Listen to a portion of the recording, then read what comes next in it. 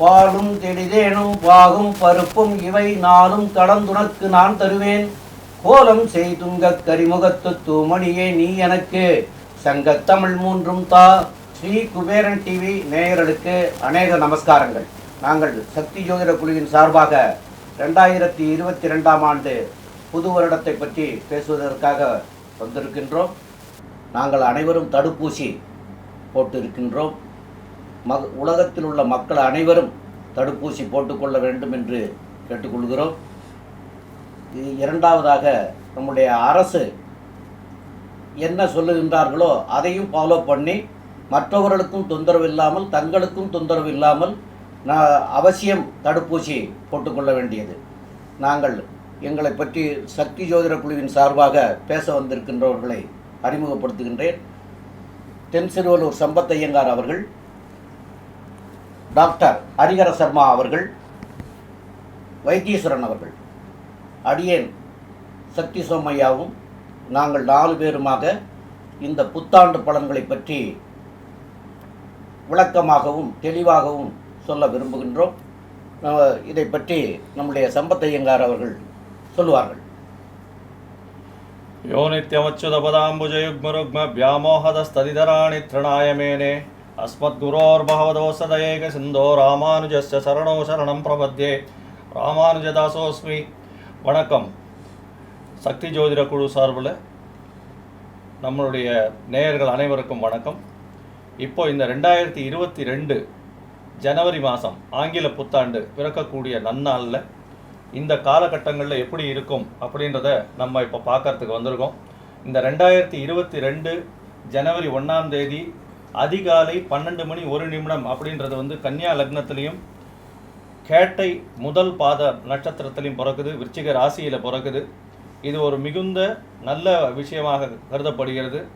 இந்த காலகட்டங்களில் பார்த்தீங்களேயானால் இந்த முழு வருடத்திலும் 2 பெரிய கிரகங்களினுடைய மாற்றங்கள் ஏற்படுது. அதாவது குருவும் ராகு கேத்துவும் பெயர்ச்சி ஆறாங்க. குரு ஏப்ரல் மாதம் 14ஆம் தேதி, அதாவது தமிழ் வருடப்பிறப்போ மாற்றத்தை ஏற்படுத்துகிறார். அவர் கும்பத்திலிருந்து மீனத்திற்கு போகிறார்.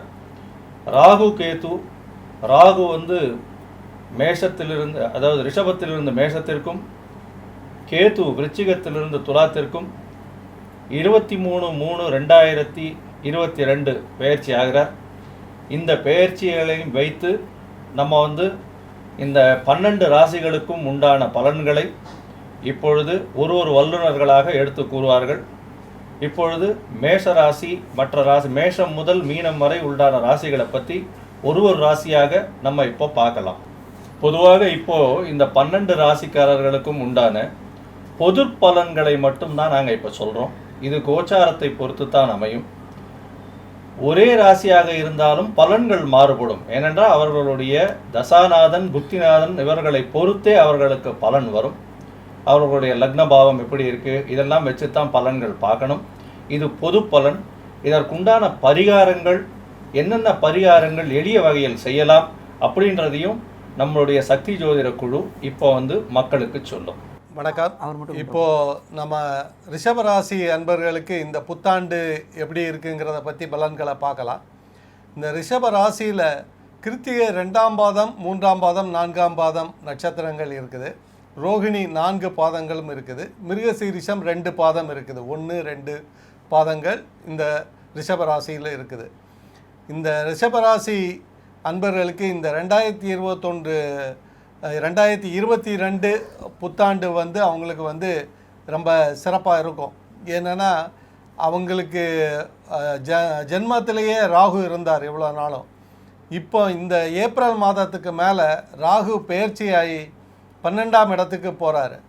அதே போல் குருவும் ஏப்ரல் மாதத்தில் பெயர்ச்சியாகி 11ஆம் இடத்துக்கு வர்றார். 10ல் இருந்த குரு, 10ல் தனித்து இருந்த குரு, இந்த 5 மாதமாக இருந்த குரு ஏப்ரல் மாதத்தில் பெயர்ச்சியாகி 11ஆம் இடத்துக்கு வர்றார். அதுவும் ரொம்ப சிறப்பான இடமாகவே இருக்குது. அதே மாதிரி 9ஆம் அதிபதி ஆட்சி பெற்று இருக்க போகிறாரு. இந்த கிரக நிலைகள் அவங்களுக்கு கேதுவும் 9ஆம் இடத்தை பார்த்துட்டு இருந்தார் இவ்வளோ நாளும். இதுவும் பெயர்ச்சியாகி ஏப்ரல் மாதத்துக்கு மேலே அவங்களுக்கு வந்து கேது 8ஆம் இடத்துக்கு வந்துடுறா 6ஆம் இடத்துக்கு வந்துடுறாரு. இந்த இதனால அவங்களுக்கு வந்து நல்ல சுப பலன்களே நடக்க போகுது. இந்த இதில் வந்து அவங்களோட மற்ற பலன்கள் எப்படி இருக்குங்கிறத பற்றி ஐயா சக்தி சோமையா ஐயா வளர்க்குவாங்க. வணக்கம். நம்முடைய வைத்தீஸ்வரன் ஐயா அவர்கள் ரொம்ப, அதாவது ரிஷபராசி நேயர்களுக்கு எப்படி இருக்கும் அப்படிங்கிறத சொல்லிட்டு வந்தாங்க. ரெண்டாவது, ரிஷபராசிக்காரங்களுக்கு இப்போ இந்த குரு பேச்சு 10ஆம் இடத்துல இருந்தாலும் இந்த காலகட்டத்தில் வந்து உங்களுக்கு இந்த தொழில் முனைவோர்கள், சொந்தமாக தொழில் பண்ணுறவங்க, உத்தியோகம் பண்ணுறவங்க, இவங்களுக்கெல்லாம் கொஞ்சம் சிரமங்கள் இருந்தாலும் இப்போ வரக்கூடிய குரு பேச்சு, அதாவது ஏப்ரல் மாதத்துக்கு மேலே அவர் வந்து உங்களுக்கு வந்து 11ஆம் இடத்துக்கு போயிடுறாரு. அந்த 11ஆம் இடத்துக்கு போகிற போது உங்களுக்கு லாபஸ்தானம்னு சொல்லக்கூடிய இடத்துல அவர் ஆட்சி நிலையும் பெற்று இருக்கிறதுனாலையும் மிக தெளிவாகவும் நல்ல பலன்களாகவும் செய்யக்கூடிய சூழ்நிலைகளை தரக்கூடிய வாய்ப்புகள் நிறையவே இருக்கிறது. அதனால் இந்த 2022 உங்களுக்கு பொற்காலமான காலம்னு சொல்லலாம். அதாவது மீனத்துக்கு குரு போனதுக்கு அப்புறம் வந்து பொற்காலம் அப்படின்னு சொல்லலாம். ஏன்னா ராகு கேது வந்து உங்களுக்கு அதனுடைய பயிற்சி கிடைச்சிருக்கிறதும் உங்களுக்கு மிகப்பெரிய ப்ளஸ். அவர் வந்து உங்களுடைய ராசிக்கு 12ஆம் இடத்துல ராகு இருக்கிறதுனாலையும் உங்களுடைய ராசிக்கு 6ஆம் இடத்துல இருக்கிறதுனாலையும் இந்த உத்தியோக சம்பந்தம், தொழில் சம்பந்தமான நிலைகளெல்லாம் உயர்வு நிலை அடையக்கூடிய வாய்ப்புகளையும் குரு 11ல் வந்ததுக்கு அப்புறம் செய்யக்கூடிய வாய்ப்புகளும் நிறையவே இருக்கிறது. அதனால் எந்த விதமான சிரமங்கள் இதுவரைக்கும் இருந்தாலும் இனி அந்த சிரமங்கள்லாம் இல்லாமல் நல்ல நிலைமைக்கு வரக்கூடிய வாய்ப்புகளை ஏற்படுத்தி தருவார். அதே மாதிரி 4ஆம் இடத்தை, அதாவது அவருடைய பார்வையாளரை வந்து உங்களுடைய 4ஆம் வீட்டை பார்க்கறதுனால அவர் வந்து வண்டி, வாகனம், நிலம், வீடு, பூமி சம்பந்தமாகப்பட்ட துறைகளில் உங்களுக்கு வாங்கக்கூடிய வாய்ப்புகளை எல்லாம் ஏற்படுத்தி கொடுப்பார். இந்த மாதிரி நல்ல நிலைமைகள்லாம் ஏற்படுறதுக்கு இந்த 2022 உங்களுக்கு பொற்காலமாகவே அமையுங்கிறத சொல்லிக்கிறேன். அடுத்தபடியாக நம்முடைய தென் திருவள்ளுவர் சம்பத் ஐயங்கார் அவர்கள் உங்களுக்கு விளக்கமாக சொல்லுவாங்க. ஐயா, அற்புதமாக சொன்னீங்க. இந்த ரிஷபராசிக்காரர்கள் இவ்வளவு நாளாக வந்து மிகுந்த மன உளைச்சலுக்கு ஆளாயிருப்பாங்க. இப்போ பார்த்தீர்களேயானால் அவர்களுக்கு மிகப்பெரிய ஏற்றமான காலமாக இந்த காலகட்டங்கள் 2022 வருது. எப்படின்னா 9 10 அதிபதி 9ஆம் இடத்தில், அதாவது தர்ம கர்ம அதிபதி யோகம் அப்படின்னு சொல்லக்கூடியது சனியே ஆட்சி பெற்று 9ஆம் இடத்துல போய் உட்கார்றான். 8 11 அதற்கு உண்டானவர் 11ஆம் இடத்தில் போய் லாபஸ்தானத்தில் போய் உட்கார்றாரு. மிகப்பெரிய லாபம், அதாவது திடீர் யோகம், திடீர், அதுவும் குருவே 11ஆம் இடத்துல போய் உட்கார்றதுனாலையும் அவனே 8க்கு அதிபதியாக இருக்கிறதுனாலையும் மறைந்த பொருள் மூலியமாகவோ என்ன சொல்கிறது, அதாவது லாட்ரி, ரேஸு, அதுக்கப்புறம் வந்து ஷேர் மார்க்கெட்டு, அதுக்கப்புறம் வந்து பணம் கொடுக்கல் வாங்கல், தண்டலுக்கு விடுறவங்க, கீழ்த்தட்டு பண வியாபாரம் பண்ணக்கூடியவர்கள், இதெல்லாம் வந்து மிகப்பெரிய ஏற்றத்தை கொடுக்கும். ஏன்னா 11ஆம் இடம் லாபஸ்தானத்தில் வர்றதுனால மிகப்பெரிய ஏற்றத்தை கொடுக்கும். இவ்வளோ நாளாக வந்து அவங்க கஷ்டப்பட்டுட்டு இருந்திருப்பாங்க. அடுத்தது பார்த்தீர்களேயானால் ராகு கேத்துவின் பெயர்ச்சி. இந்த ராகு கேத்துவின் பெயர்ச்சி வந்து ராகு ராசிக்கு 12ஆம் இடத்துலையும் கேத்து 6ஆம் இடத்துலையும் வருது. அது கேத்து 6ஆம் இடத்துல வருது மிகப்பெரிய சிறப்பு. என்னன்னா இவங்க நினைச்சு பார்க்க முடியாத இடத்திலிருந்து இவர்களுக்கு வந்து வேலைக்கு உண்டான இது வரும். ஏன்னா 6ஆம் இடத்துல கேத்து, அதாவது பாம்பை பிடித்து பலன் சொல் அப்படின்றது தான் ஜோதிடவியல். பாம்பை பிடித்து பலன் சொல்லணும்னா போகிற பாம்பை பிடிக்கக்கூடாது, அதாவது ராகு கேத்துவை வச்சு பலன் சொல்லணும். அதுதான் வந்து பாம்பை பிடித்து பலன் சொல் அப்படின்னு சொல்லியிருக்கிறது. 12ஆம் இடத்துல ராகு போகிறது அப்படிங்கிறது வந்து அது மிகப்பெரிய சிறப்பான விஷயம். ஏன்னா 12ஆம் இடத்துல வந்து வெளிநாட்டு சம்பந்தங்கள், வெளிநாட்டுக்கு போகக்கூடிய விஷயங்கள், வியாபாரம் மூலியமாக வெளிநாடு செல்லக்கூடிய பாக்கியங்கள், இது வந்து இவர்களுக்கு கடல் கடந்து போகக்கூடியது, எக்ஸ்போர்ட்டு, அதே மாதிரி டெக்ஸ்டைல் எக்ஸ்போர்ட்டு, இந்த மாதிரியான விஷயங்கள் நிச்சயமாக நடக்கும். கம்யூனிகேஷன் சாதனங்கள்னு சொல்லக்கூடிய இந்த 2G டேட்டா, இதெல்லாம் டேட்டா கார்ட்ஸு, இதெல்லாம் வந்து நிறைய விஷயங்கள் நிச்சயமாக மாறக்கூடிய வாய்ப்புகள் மிகவும் அதிகமாக இருக்கும். வெளிநாட்டு தொடர்பின் மூலியமாக குருவின் 11ஆம் இடத்தினுடைய ஆட்சி பெற்ற குருவாக இருக்கிறதுனால பணம் நிச்சயமாக இந்த ஒரு வருட காலம் மிகப்பெரிய அளவில் இவர்களுக்கு கண்டிப்பாக வந்து சேரும். 9 10 அதிபதி 9ஆம் இடத்தில், 10க்கு 12ஆம் இடம்னு சொல்லக்கூடிய 9ஆம் இடத்திலேயே இருக்கிறதுனால தந்தை மூலியமாக தந்தையின் சொத்துக்களும் இவர்களுக்கு வந்து சேரக்கூடிய வாய்ப்புகள் மிகவும் அதிகமாக இருக்கும். மேலும் 6ஆம் இடத்தில் வந்து கேத்து இருந்து அந்த 6ஆம் அதிபதி வந்து 6ஆம் இடத்தில் இருக்கக்கூடிய கேத்து வந்து தன்னுடைய 3ஆம் பார்வையால் 8ஆம் இடத்தை பார்க்கறதுனால இவர்களுக்கு பார்த்தீங்கன்னா திருட்டு பொருள்னு சொல்லக்கூடியது அதில் லாபங்கள் கிடைக்கக்கூடும். திருட்டு பொருள்னு சொல்லக்கூடியதுன்னா நான் அரசாங்கத்துக்கு எதிராக தவறான விஷயங்களை சொல்லலை. அதாவது இது இந்த சென்செக்ஸ்னு சொல்லக்கூடிய இந்த ஷேர் மார்க்கெட் இதிலெல்லாம் வந்து திடீர் பண யோகங்கள் வரக்கூடிய வாய்ப்புகள் இந்த காலகட்டங்களில், இந்த 2022 காலகட்டங்களில் மிகப்பெரிய ஏற்றத்தை இந்த மக்கள் பார்க்கக்கூடிய வாய்ப்புகள் ரொம்பவும் அதிகம். இதற்கு மேலே உண்டான விஷயங்களை ஐயா பகவதி அரியன் ஐயா சொல்லுவாங்க. ஐயா பிரமாதமாக சொன்னீங்க ஐயா. இப்போ நம்மளை பொறுத்தளவுக்கு ரிஷபராசிக்கு ஆங்கில புத்தாண்டுலேருந்து தமிழ் புத்தாண்டான ஏப்ரல் 16 வரையிலும் சற்று திண்டாட்டமான காலகட்டங்கள். ஏன் அப்படின்னாக்க ராசியில் ராகு இருக்கார் ஒன்று, அடுத்தது ராசிக்கு 10ல் குரு இருக்கார். நம்மளுடைய ஜோதிட வழக்கில் என்ன அப்படின்னாக்க 10ல் குரு வரும்பொழுது பதவியும் பறிபோகும் அப்படிம்பாங்க.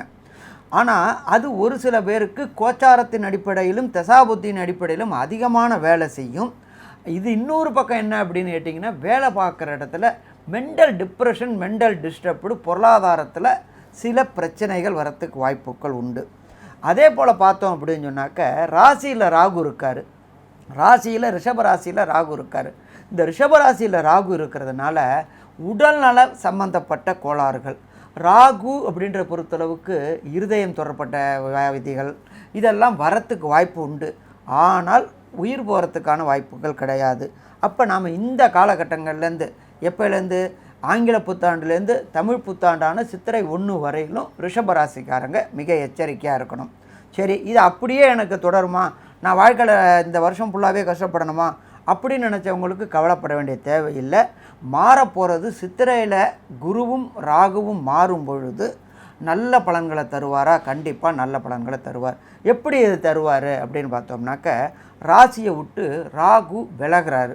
விலகி எங்கே போகிறாரு அப்படின்னு கேட்டிங்கன்னாக்க மேடான ராகுவாக போகிறாரு. எப்பொழுதுமே ராகு 12ஆம் இடத்துல வரும் பொழுது வெளியூர், வெளிமாநிலம், வெளிநாடுக்கு முயற்சி எடுக்கிறவங்களுக்கு சக்ஸஸ் சக்ஸஸ் சக்ஸஸ். எப்பொழுதுமே ராகுவை பொறுத்தளவுக்கு ஜலராசிகளில் இருந்தாலும் சரி, மேடான ராசிகளில் இருந்தாலும் சரி, நாம் முயற்சி எடுத்தோம் அப்படின்னு சொன்னாக்க சக்ஸஸ் ஆகிறதுக்கு வாய்ப்புகள் உண்டு. அதாவது உயர்கல்வி, அதே போட்ட வேலை வாய்ப்பு, இது சம்மந்தமாக விசா, பாஸ்போர்ட்டு, பிஆர் இதில் முடக்கங்கள் இருந்தவங்களுக்கு அந்த முடக்கங்கள் ரிலீஸ் ஆகிறது அப்படின்றது சித்திரை 1 பிறக்கும்பொழுது ரிலீஸ் ஆகும். அதே போல் பார்த்தோம்னாக்க குரு பெயர்ச்சி நடக்குது. இந்த ரிஷபராசிக்கு இதுவரையிலும் 10ல் இருந்து சில கஷ்டங்களை கொடுத்துருந்த குரு 11ஆம் இடமான லாபஸ்தானத்தில் வராரு.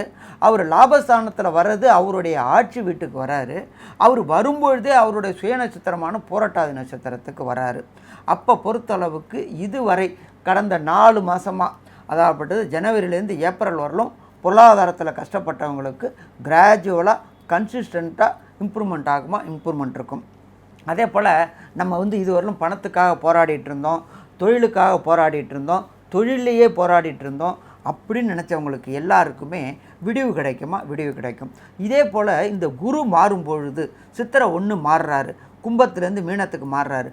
மாறும்பொழுது அவர் என்ன பண்ணுறாரு அப்படின்னாக்க, குருவுக்கு பொறுத்தளவுக்கு தான் நின்ற இடத்தை விட பார்க்குற இடத்துக்கு பலம் அதிகம். அப்போ அவர் ஃபஸ்ட்டு பார்க்குறது 5ஆம் பார்வையாக பார்க்குறது உங்களுடைய பூர்வ புண்ணிய புத்திரஸ்தானத்தை பார்க்குறாரு. அப்போ இந்த பூர்வ புண்ணிய புத்திரஸ்தானம், சாமி திருமணமாகி எனக்கு ரொம்ப வருஷம் ஆகி போயிடுச்சு, எனக்கு குழந்தை பாக்கியமே இல்லாமல் இருந்துகிட்டு இருந்துச்சு அப்படின்னு நினச்சிட்டு இருந்த ரிஷபராசிக்காரங்களுக்கு அதற்கு உண்டான வாய்ப்புகள் அத்தனையும் கிடைக்கிறதுக்கான வாய்ப்புகள் கைகூடும். அதே போல் கடந்த 2 ஆண்டுகளாக கொரோனாவுனால் என்னுடைய குலதெய்வ வழிபாடு போய் பார்க்க முடியலை, என்னோடய குலதெய்வத்தை கண்டு தொழ முடியலை அப்படின்னு இருந்தவங்களுக்கு குலதெய்வம் கோயிலுக்கு போகிறதுக்கான வாய்ப்புகளையும் இந்த மாறுற குரு கொடுப்பாரு. அதே போல் குரு என்ன பண்ணுறாரு அப்படின்னாக்க 9ஆம் பார்வையாக பார்க்குறாரு. எந்த இடத்த பார்க்குறாரு அப்படின்னாக்க ராசிக்கு 7ஆம் இடம். 7ஆம் இடம் அப்படின்றத பொறுத்தளவுக்கு, நம்மளை பொறுத்தளவுக்கு நட்பு, ஃப்ரெண்டு, திருமணம் இதுக்கான உண்டான ஸ்தானம். இந்த ஸ்தானத்தில் அவர் பார்க்கும்பொழுது இதுவரை திருமணத்தில் ஏற்பட்டிருந்த தடை, தாமதம் அத்தனையும் விலகி ரொம்ப நாளாக தலைவேற்பட்டு இருந்த ரிஷபராசிக்காரங்களுக்கு திருமணத்திற்கு உண்டான காலம் வந்துருமா? காலம் வந்துடும். இதை தவிர இந்த குரு வந்து மீனத்தில் போகும்போது பார்த்தீங்கன்னா ரிஷபராசிக்கு 3ஆம் இடமான முயற்சி ஸ்தானத்தையும் பார்க்குறாரு. இந்த முயற்சி ஸ்தானத்தை பார்க்கறதுனால வந்து இவ்வளவு நாள் அவர்களுக்கு தொழிலில் ஏற்பட்ட முடக்கம். ஏன்னா சனி வந்து 9ஆம் இடத்துல அவர் வந்து ஆட்சி பெற்றிருக்காரு. அவர் தொழில் ஸ்தானத்திற்கு 12ஆம் இடம்னு சொல்லக்கூடிய இடத்துல இருந்திருக்காரு. தனித்த குருவான தனித்த அந்தணன் வந்து என்றைக்குமே கஷ்டமான விஷயம்ன்றது வந்து ஜோதிட சாஸ்திரம். அதனால் தனித்த அந்தணன் எந்த ஒரு இடத்துல இருந்தாலும் கஷ்டன்றதுனால 10ஆம் இடத்துல போய் குரு இவ்வளவு காலம் இருந்ததுனாலையும் இப்பொழுது குரு வந்து 11ஆம் இடத்திற்கு போய் அவரே வந்து 3ஆம் அதாவது இந்த ரிஷபராசிக்கு 3ஆம் இடமான கடகத்தை பார்க்குறாரு. அதனால் இவங்களுடைய முயற்சி வந்து திருவினையாக்கும் அப்படின்றத பற்றி உங்களுடைய கருத்து என்ன? கண்டிப்பாக. எப்படின்னு கேட்டிங்கன்னாக்க எல்லா தொழிலையும் பொறுத்தளவுக்கு பேச்சு சாதுரியம், அதுக்கு அடுத்தது கம்யூனிகேஷன், நாம் சொல்கிறது அடுத்தவர்களால் எப்படி புரிந்து கொள்ளப்படுகிறது அப்படின்றது தான் மெயின். இப்போ இதுக்கு பேர் என்ன சொல்லுவோம் அப்படின்னு கேட்டிங்கன்னாக்க ப்ரெசன்டேஷன். நாம் எப்படி அதை ப்ரெசன்டேஷன் பண்ணுறோம் அப்படின்றது முக்கியம். இதுவரையிலும் அவர் பார்த்த அளவுக்கு குரு வாக்குஸ்தானத்தை தான் பார்த்துட்டு இருந்தார், கொடுத்த வாக்கை காப்பாற்றிக்கிட்டு இருந்தார். ஆனால் அவர் சொன்னதெல்லாம் தவறுதலாக புரிந்து கொள்ளப்பட்டு இருந்துச்சு. இப்போ கம்யூனிகேஷன் பாவத்தை பார்க்கறதுனால தொலைத்தொடர்பு துறையில் இப்போ பார்த்தோம் அப்படின்னு சொன்னாக்க ஏர்டெல், ஏர்செல் இதை மாதிரி இருந்துகிட்டு இருந்தது எல்லாமே கொஞ்சம் ரேட் அதிகமாகி போயிடுச்சு. பட் என்ன ஆகி போயிட்டாங்க அப்படின்னா நெட்வொர்க் அப்படின்றது விரிவடைஞ்சிக்கிட்டே போகுது. இப்போ உலகமே நம்ம கையளவுக்கு உள்ள வந்துருச்சு, மொபைல்ன்றதில் கையளவுக்கு வந்துருச்சு. அப்போ கம்யூனிகேஷன் பாவம் வலுக்கும் பொழுது கண்டிப்பாக நாட்டில் நல்லது நடக்குமா? கண்டிப்பாக நாட்டில் நல்லது நடக்கும். அதே போல் 9ஆம் இடமான கர்மஸ்தானத்தில் சனி பகவான் இருக்கிறது. அவர் வந்து 9க்கு மட்டும் அதிபதி இல்லை, அவர் 10க்கும் அதிபதியாக இருக்கிறாரு. கர்மாதிபதி யோகம் பெறுறாரு. தான் படித்த படிப்பிற்கு உண்டான வேலை, தான் படித்த படிப்பிற்கு உண்டான மேல் எஜுகேஷன், ஹையர் எஜுகேஷன், இது எல்லாமே கிடைக்கிறதுக்கான வாய்ப்புகள் மிக மிக அதிகம். இந்த பார்த்தோம் அப்படின்னாக்க ரிஷபராசிக்கு பொறுத்தளவுக்கு ஜனவரியிலேருந்து ஏப்ரல் வரலும் கொஞ்சம் சற்று சிரமமான காலம், ஏப்ரல்லேருந்து அடுத்த டிசம்பர் வரையிலும் நல்ல காலமாக பொற்காலம்னே சொல்லலாம். இதை பற்றி நம்ம ஐயா சம்பத் ஐயா கன்க்ளூஷன் சொல்லிட்டு அதுக்கடுத்து நம்ம சக்தி சோம ஐயா பரிகாரம் சொல்லுவாங்க. ஐயா அற்புதமாக சொன்னீங்க. அதாவது ரிஷப ராசிக்காரர்களை பொறுத்தவரையிலும் இவ்வளவு நாளாக வந்து அவர்கள் மிகப்பெரிய பிரச்சனையில் இருந்துட்டு இருக்காங்க, மென்டல் ப்ரெஷர். ஏன்னா ராகு வந்து தனித்த ராகுவாக நின்று குருவனுடைய பார்வையும் இல்லாமல் இருக்கிறதுனாலையும் ரிஷப ராகு அப்படின்றதுனால அந்த இடத்துல அவர் உச்சம் பெற்றதாக சொல்லக்கூடியதுனாலையும் கேத்துவும் சப்தமத்தில் இருந்து அவர்களுடைய ராசியையும் பார்க்கறதுனால எந்த ஒரு விஷயத்திலையும் குழப்பமான நிலைகளே அவர்களுக்கு இருந்திருக்கும். 9ஆம் இடத்துல போய் சனி ஆட்சி பெற்று போகிறதுனாலையும் அவரே 10ற்கும் அதிபதி, கும்பத்திற்கும் அதிபதியாக இருந்து 12ஆம் இடமான 9ஆம் இடத்துல இருக்கிறதுனால, ஆட்சி பெற்று போய் இருக்கிறதுனாலையும் நிரந்தரமான தொழிலில் சிலது பிரச்சனைகள் இருந்து கொண்டே இருக்கும். ஏன்னா 10ஆம் இடத்துல போய் குரு உட்கார்ந்துருக்காரு, தனித்த அந்தணன்னு சொல்லக்கூடியவர். தனித்த அந்தணன் வந்து எப்போவுமே அந்த ராசிக்காரர்களை பாதிப்பார், அந்த இடத்தை பாதிக்கும் அப்படின்னு சொல்லக்கூடியது ஜோதிட சாஸ்திரம். 8ஆம் அதிபதி 10ஆம் இடத்துல இருக்கிறதுனாலையும் 11ஆம் அதிபதி 10ஆம் இடத்துல இருக்கிறதுனாலையும் அவர்களுக்கு மிகப்பெரிய கஷ்டத்தை கொடுத்து கொண்டே இருந்திருப்பார்கள். தொழிலில் மிகப்பெரிய கஷ்டத்தை இந்த ரிஷபராசிக்காரர்கள் இந்த ஏப்ரல் வரலும் அனுபவிப்பார்கள். ஏப்ரல் 2022 வரலும் வந்து அவர்களுக்கு இந்த காலகட்டங்கள் கஷ்டமான காலகட்டங்கள். இந்த குரு பெயர்ச்சி வரட்டும், வந்த உடனே வந்து ஒரு மிகப்பெரிய மாற்றங்கள் வரும் அவர்களுக்கு. அதாவது மாற்றங்கள் வந்து ஏற்றத்தோடு வரும், அதைத்தான் சொல்ல வரணும். மாற்றங்கள் ஏமாற்றம் இல்லாமல் ஏற்றத்தோடு வரும். அந்த ஏற்றம் வரும்போது தான் அவர்களுக்கு தெரியும். ஏன்னா குருவும் மாறி 11ஆம் இடத்துல போகிறார். 8ஆம் அதிபதி 11ஆம் இடத்துல போகிறது வந்து ஒரு மிகப்பெரிய விஷயம். திடீர் பண யோகம் வரும், புதையல் கிடைக்கக்கூடிய யோகம் வரும். இதை தவிர பார்த்தீர்களேனால் லாட்ரி மூலியமாக பணம் வரக்கூடிய வாய்ப்புகள் உண்டு. இது வந்து அதாவது ஷேர் மார்க்கெட் பிஸ்னஸ் மூலியமாக வரும். அதாவது எது ஒரு ஸ்பெசிஃபிக் தொழில்னு சொல்கிறோமோ அந்த தொழிலை விட்டு மித்த தொழில்கள் எல்லா வகையிலும் இவர்களுக்கு பணம் வந்து சேர்ந்து கொண்டே இருக்கும். இதை தவிர பார்த்தீர்களேனால் ராகுவும் கேத்துவும் வந்து பயிற்சி ஆயிடுறாங்க. இந்த ஏப்ரலுக்குள்ளே பார்த்தீங்களேனால் ராகு கேத்துவும் இந்த ரிஷபராசிக்காரர்களுக்கு 12ஆம் இடமோ 6ஆம் இடமோ வந்துடுறதுனால வெளிநாட்டு தொடர்பு இவர்களுக்கு வந்து சேரும். வெளிநாட்டு தொடர்பு மூலம் நல்ல பண வருமானம், நல்ல ஒரு விஷயங்கள் இந்த காலகட்டங்களில் இவர்களுக்கு வரும். இது எல்லாமே வந்து கோச்சாரத்தின் பலன்கள். அதாவது கோச்சாரம் மூலியமாக ராகு கேத்துவின் பெயர்ச்சி, குருவின் பெயர்ச்சி, இந்த ஒரு வருடத்தினுடைய பலன்கள் கோச்சாரத்தின் மூலியமாக இருக்கும். ஆனால் தனித்தனியாக ரிஷபராசிக்காரர்கள் ஒருத்தருக்குமே பலன்கள் மாறுபடும். ஏன்னா அவர்கள் இருக்கக்கூடிய நிலைமை, அவர்கள் இருக்கக்கூடிய தசாநாதன், புக்திநாதன், எப்படிப்பட்ட லக்னத்தில் பிறந்திருக்கிறார்கள், இதெல்லாம் வச்சு தான் அவர்களுக்கு சொல்ல முடியும். ஒருவேளை கோச்சாரம் ரொம்ப நல்லா இருந்து தசாநாதன், புக்திநாதன் வந்து நல்ல ஒரு பலன்களை கொடுக்கலன்னா அவர்களுக்கு என்ன எளிய பரிகாரங்களை செய்து இவர்கள் இந்த பலனை அடைய முடியும் அப்படின்றத ஐயா கிட்ட கேட்டு தெரிஞ்சுக்கலாம். அதாவது ரிஷபராசி நேயர்கள் வந்து ஆரம்ப காலம் சிரமப்பட்டாங்கங்கிறதையும், இனிமே இந்த குரு பயிற்சியினால் வந்து நல்லா வரக்கூடிய வாய்ப்புகள் இருக்குங்கிறதையும் ரொம்ப அருமையாக தெளிவாகவும் எடுத்து சொன்னாங்க. அதே மாதிரி ஜாதகத்தில் கோச்சார பலன், ஜாதக பலன் அப்படிங்கிறதையும் தெளிவாக சொல்லியிருக்கிறாங்க. இருந்த போதிலும் நம்முடைய கோச்சார ரீதியில் பலன்கள் சரியாக இல்லாத போது கண்டிப்பாக வியாழக்கிழமைகளில் தட்சிணாமூர்த்தியை போய் வழிபடுங்க, ஆலங்குடியில் போய் வழிபடுங்க. இல்லைன்னா வந்து உங்களுக்கு தர்மம் தான் தலைகாக்குன்னு சொல்லியிருக்காங்க. அதனால் ஏழை எளிய மக்களுக்கு, திருமணமாக வேண்டிய பெண்களுக்கு உங்களால் முடிஞ்ச உதவிகளை செய்து அவங்களுடைய திருமணம் நடக்கிறதுக்கு உண்டான வாய்ப்புகளை செய்யலாம், அன்னதானங்கள் பண்ணலாம். இந்த மாதிரியெல்லாம் பண்ணும்போது நம்முடைய சிரமங்களையும் இறைவன் குறைப்பார். அதனால் வந்து தான தர்மம் அப்படிங்கிறது வந்து ரொம்ப மிகப்பெரிய நற்பலன்களை தரக்கூடியது. அதனால் இந்த தசாபுத்திகள் கோச்சார ரீதியில் வந்து நல்லா இருந்தாலும் தசாபுத்திகள் சரியில்லைன்னா சரியாக இருக்காது. அதனால் தயவுசெய்து நீங்கள் வந்து தான தர்மங்கள் நிறைய பண்ணுங்கள். ஆடை தான தர்மம் கொடுக்கலாம், படிக்கிற பிள்ளைங்களுக்கு புத்தகம் வாங்கி கொடுக்கலாம். இந்த ஏழை எளிய மக்களுக்கு வந்து உங்களால் முடிஞ்ச தர்மங்களாக பண்ணினீங்கன்னா அதனால வந்து உங்களுக்கு இந்த குருவினால் வரக்கூடிய பாதக நிகழ்வுகளில் இருந்தும், உங்களுடைய கோச்சாரத்தினால் வரக்கூடிய நிகழ்வுகளில் இருந்தும் உங்களுடைய இது வந்து நல்ல முன்னேற்றம் அடைகிறதுக்கு உண்டான வாய்ப்புகளை இறைவன் தருவாருங்கிறத சொல்லி அது மாதிரி நடந்துக்கிறங்கன்னு சொல்லி முடிக்கின்றோம். நன்றி, வணக்கம். ஸ்ரீ குபேரன் டிவியை பார்த்தமைக்கு நன்றிகள். மேலும் இது போன்ற தகவல்களை தெரிந்து கொள்ள ஸ்ரீ குபேரன் டிவியை சப்ஸ்கிரைப் செய்யுங்கள். மறக்காமல் பெல் ஐக்கானை கிளிக் செய்யுங்கள்.